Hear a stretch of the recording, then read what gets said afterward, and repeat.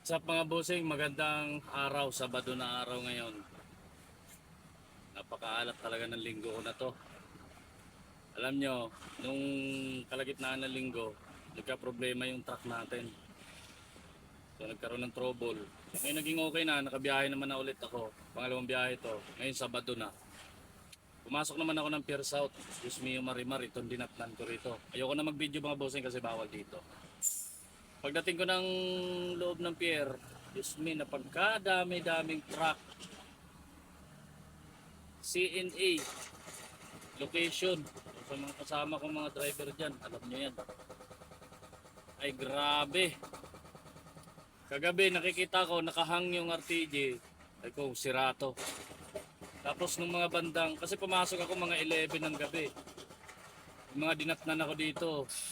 Siguro mga nandyan sa alas 7, alas 8, nandito na yun sila ng gabi. Inabot kami ng umaga. Hanggang ngayon, anong oras na? Mag-alas 10 na ng umaga. Ilang oras na ako rito, halos 10 hours na ako. Hindi pa rin ako nakakapasok ng location. Ang RTJ, nandun pa din. Hindi pa rin nakakaalis. Nagkataon pa, pagkatapos nung, di ba, naghang sila kagabi.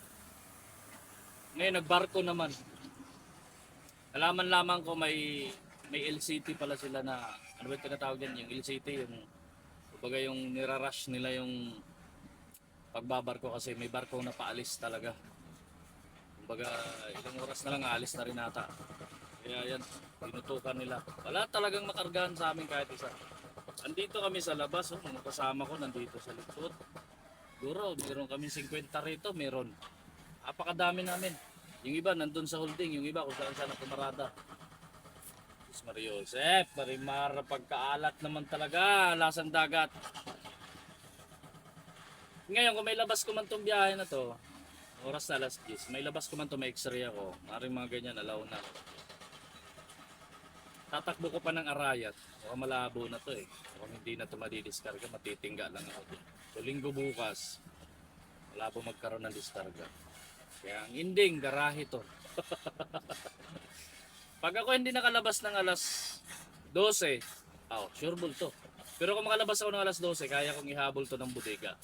Kaso maulan talaga eh, maulan pala. Saka matraffic sa ano pala, Santa Ana. Hindi ko na ihahabol to mga bossing, baka doon pa ako matulog. May lakad pa naman ako mamayang gabi. Ihatid ko yung mga anak ko papuntang Pangasinan. Labo na to. So malamang Lunes na tong biyahe na to. Ay nako mga boss. Okay. Maraming salamat mga bossing at 81,000 followers na tayo.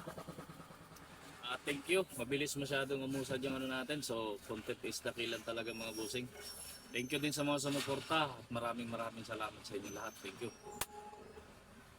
At nagpapasalamat din ako doon sa mga nag-share lahat ng mga video natin, mga nakarelate. So meron tayong parating na video na hanggang ngayon ini-edit ko pa rin.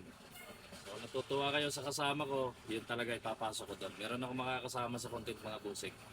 Maraming salamat. Drive safe lagi mga busing kasi maulan, dahan-dahan lang sa kalsada. Okay? Dahil ako disgrasya ngayong panahon na to, tag-ulan. Okay, trailer driver mga busing, be inspired.